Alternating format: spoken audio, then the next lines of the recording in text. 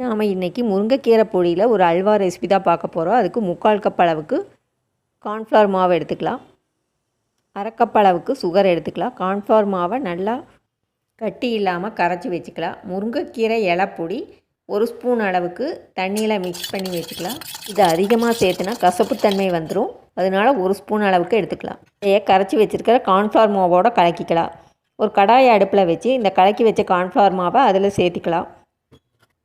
அடுப்பை சிம்மில் வச்சு தான் இந்த ரெசிபி செய்யணும், ஏன்னா இது சீக்கிரம் கெட்டிப்பட்டுரும். இப்போ கூடவே 1/2 கப் அளவு சுகரையை ஆட் பண்ணி நல்லா மிக்ஸ் பண்ணிகிட்டே வரலாம். ஒரு 10 மினிட்ஸ்க்கு அப்புறம் இது நல்லா கெட்டியாயிரும்.